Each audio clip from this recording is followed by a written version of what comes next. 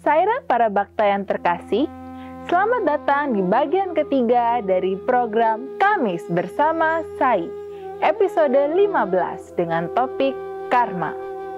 Banyak yang sudah kita bahas di bagian-bagian sebelumnya. Dan pada episode hari ini kita akan mendengarkan sebuah cerita yang menarik dalam interview Bapak IR Igede Putu Suwitra selaku Ketua SSGI dalam segmen Hati ke Hati. Selamat menyaksikan.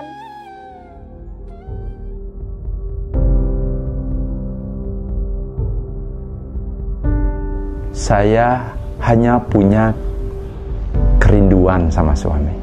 Hanya itu yang saya punya. Kerinduan itu yang membuat saya harus tidak bisa jauh. Tapi satu yang bisa bekerja tanpa kita sadari itu adalah keluar satu kata, Sairam. Kata itu menyelamatkan semuanya. Sairam.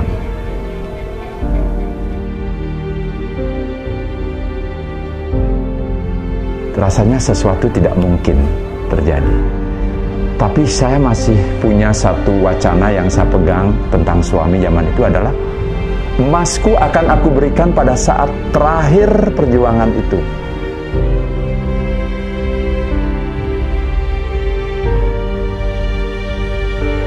Saat itulah saya memutuskan untuk menghabiskan pengabdian saya, pembelajaran saya di organisasi saya.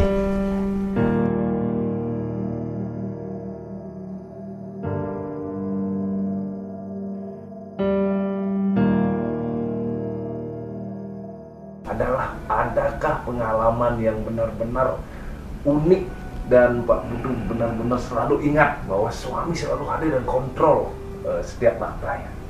Sairam, suami,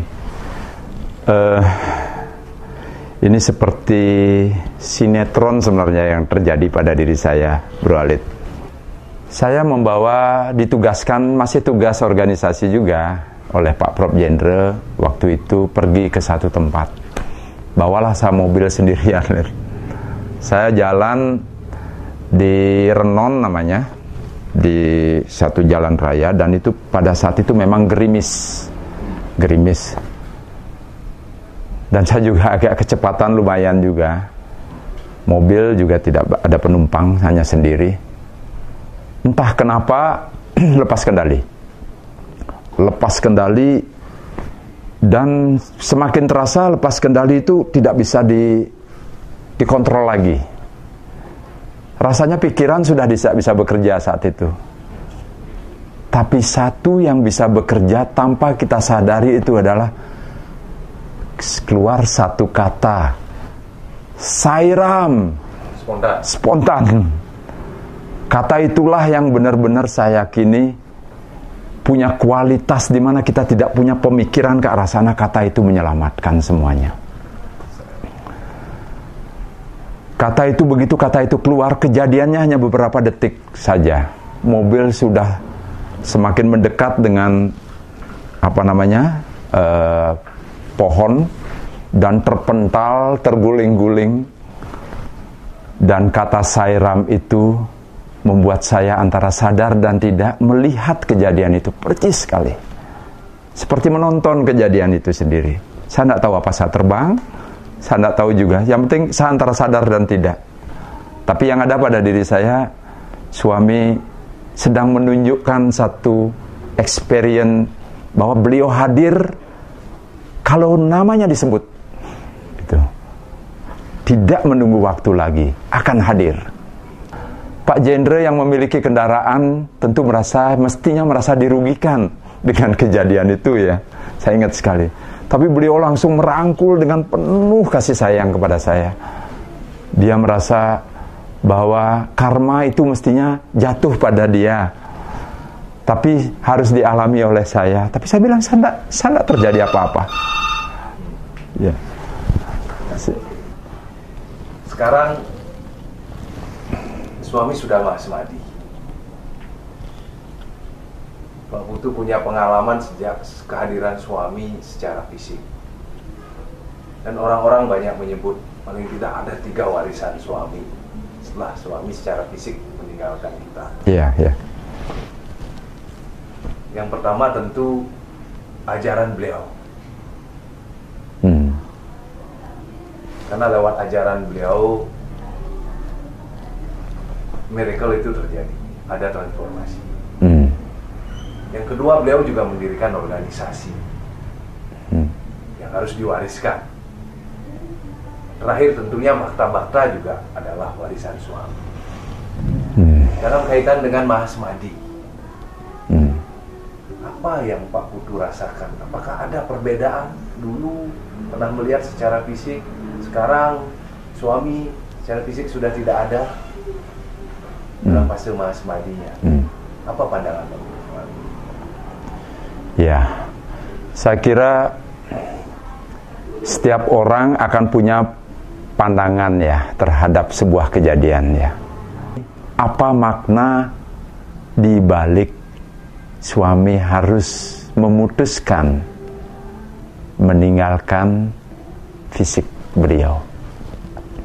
Semua digiring, tinggal masalah cepat atau lambat saja. Hanya saja sebagai kawan, apalagi organisasi, sudah menjadi kewajiban kemudian mengingatkan apa makna yang kemudian harus kita lihat dari setiap kejadian, apalagi kejadian yang maha besar ini. Yang kita dorong sekarang adalah bahwa kalau saya pribadi, kita ngomong ukuran saya dulu. Kalau kemarin saya diberi ruang untuk merasakan darsan beliau, sehingga saya kemudian disuruh melanjutkan memahami beliau ada di dalam diri kita dengan pertanyaan, siapa kamu? Saatnya sekarang kita harus mulai melihat beliau tidak lagi secara fisik, tapi beliau kita lihat ada dalam setiap makhluk yang ada di semesta ini. Itu yang disebut dengan Adwesta Sarwa Bhutanam. Artinya sebuah perjalanan spiritual. Sepertinya tangga-tangga spiritual itu terasa lebih dekat kalau pandangan kita sudah mulai melihat aspek-aspek ketuhanan itu ada tidak lagi secara fisik satu, tapi ada di semuanya. Suami melepaskan jasad fisik beliau, rupanya beliau ingin memberi kesempatan kepada kita untuk maju pada langkah yang lebih besar pada state ini, bahwa kita harus maju secara spiritual. Apa kemudian kaitannya dengan warisan? Orang yang meninggalkan sesuatu pasti meninggalkan warisan. Tadi sudah disebut ada 3 warisan yang dikonsentrasikan. Yang pertama adalah bakta beliau. Bakta beliau itu saya kira warisan yang paling berharga, karena dia dipersiapkan untuk kemudian nanti menjadi orang-orang yang menghidangkan. Ini misi suami kan masih ada satu lagi nih. Kalau misi zaman Sirdi, beliau datang untuk mempersiapkan. Dan zaman Satya Sai beliau sudah membuat hidangan-hidangan. Dan saat ini dia memerlukan bakta-bakta Sai untuk siap menghidangkan apa yang telah disiapkan oleh suami. Karena itu, sekarang adalah memastikan bakta Sai ini dilayani dengan lebih kepada mereka oleh organisasi. Walaupun organisasi adalah warisan, tapi dia adalah warisan yang mengurus satu warisan. Bagaimana caranya? Pertama, pastikan dulu dia mengerti dan mendapatkan ajaran suami. Yang kedua, pastikan dia mendapatkan haknya sebagai hidup dalam satu saudara yang besar di dalam keluarga Sai. Jangan sampai sendiri-sendiri.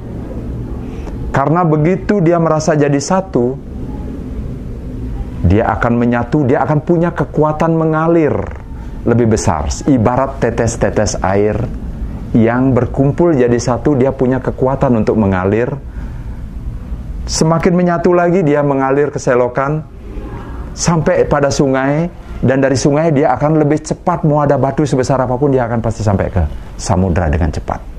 Itulah fungsi organisasi yang mendorong jiwa-jiwa lemah seperti kita itu disatukan agar dapat cepat mencapai tujuan.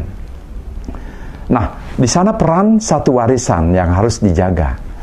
Menjaga bukan berarti disimpan dan kemudian ditonton dan dipagari, bukan.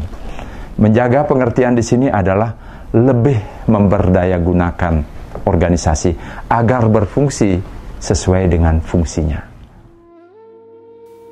Bakta yang terkasih, kita sungguh sangat diberkati dapat lahir di zaman yang sama dengan baguan kita yang tercinta, Sri Satya Sai Baba. Terkadang kita merasa iri pada orang-orang yang mendapatkan mujizat dari beliau. Akan tetapi, mujizat terbesar dalam hidup para bakta adalah untuk dapat dipilih olehnya untuk menjadi seorang bakta. Swami seringkali mengingatkan kita bahwa not even a blade of grass will move without divine will, yang berarti tidak ada sehelai daun pun yang dapat bergerak tanpa seizin Tuhan. Dapatkah Anda bayangkan karma baik apa yang telah kita tanam sehingga mendapatkan kesempatan emas untuk hidup di era yang sama dengan perwujudan ilahi itu sendiri? Sungguh besar cinta kasih beliau yang turun ke muka bumi ini untuk menuntun kita kepada jalan yang benar agar dapat mencapai tujuan akhir dari hidup kita. Semoga kita selalu berlatih untuk mengingat dan mengucapkan nama beliau di setiap saat. Maka pada saat kita sedang berada pada situasi yang sulit, secara otomatis nama beliaulah yang akan terucap, dan dengan kepercayaan penuh, Swami pasti akan hadir untuk melindungi dan membimbing kita. Kita telah sampai pada akhir dari episode hari ini. Jangan lupa untuk like, subscribe, komen, dan share video ini. Kami akan kembali lagi minggu depan. Sampai jumpa. Jai Sai Ram.